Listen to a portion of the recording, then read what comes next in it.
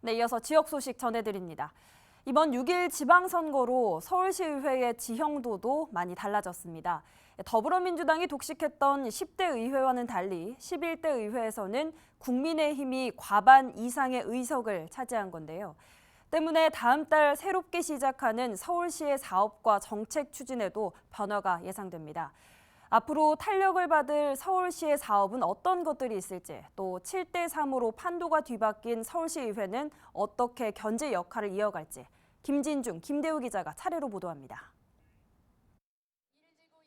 선거 기간 내내 시민들을 향해 제대로 일할 기회를 달라고 했던 오세훈 시장.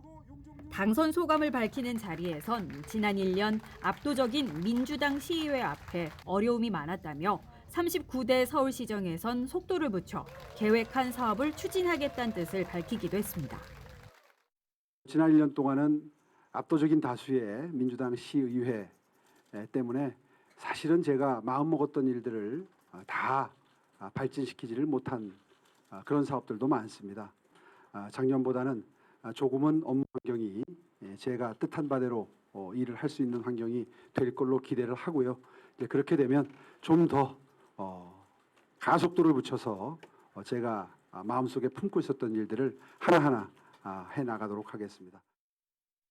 이번 선거에서 25개 자치구 중 국민의힘 깃발을 꽂은 곳은 17곳.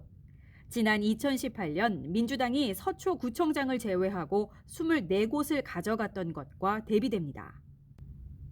총 112석인 서울시 의회 역시 판도는 많이 바뀌었습니다. 4년 전 당시 자유한국당의 서울시 의회 의석수는 단 6석이었지만 이번 11대 시의회에서는 76석으로 과반 이상의 의석을 차지했습니다. 민주당의 견제 속에 1년 임기를 지나온 지난해와 달리 확실한 4년의 임기를 보장받은 39대 서울시정.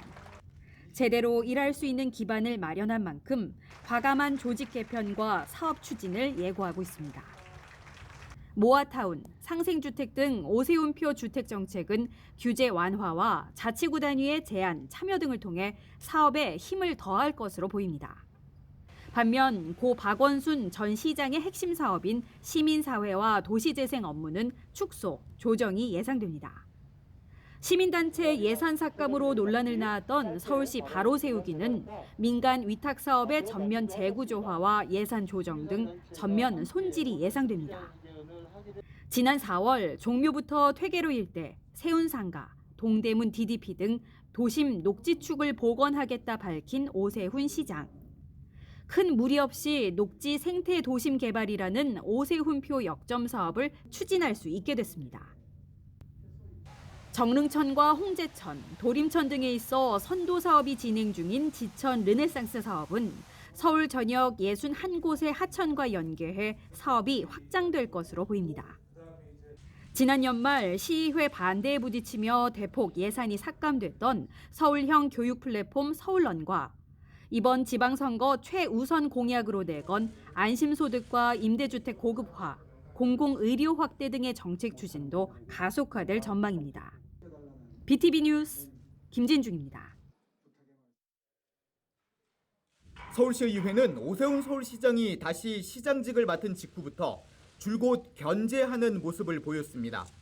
시의장까지 나서 우려를 표명했고 이 같은 갈등은 1년 동안 계속됐습니다.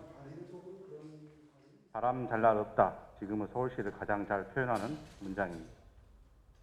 그런데 이 바람이 멀리로부터 불어오는 어쩔 수 없는 바람이 아니라 안에서부터 만들어지고 소용돌이 치고 있다는 사실에 서울시의회는 우려를 감출 수 없습니다.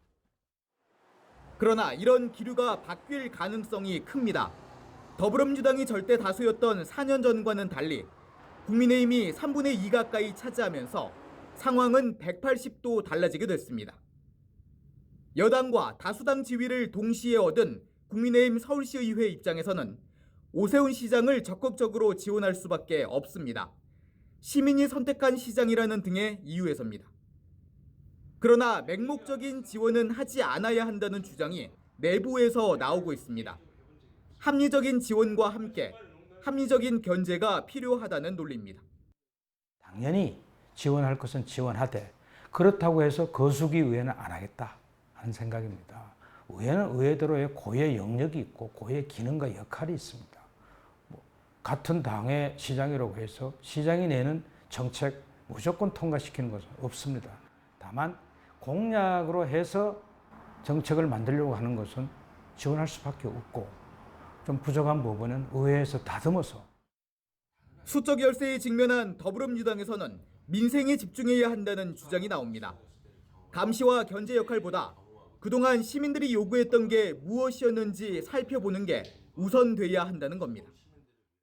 먼저 반성드리고요. 이제부터는 민생, 시민들이 원하는 것이 무엇인지 먼저 찾아 나서고 그분들이 원하는 대로 우리 민주당이 가야 하는 것으로 저희는 생각하고 있습니다. 또 노력하겠습니다. 이런 가운데 차기 서울시 의장직은 다수당인 국민의힘에서 전 후반기를 모두 맡게 됩니다. 사선의 김영기 서울시 의원 당선인이 제11대 서울시의회 전반기 의장으로 유력하게 거론되고 있습니다.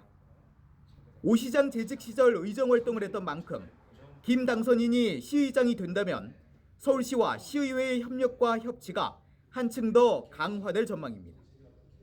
BTV 뉴스 김대우입니다.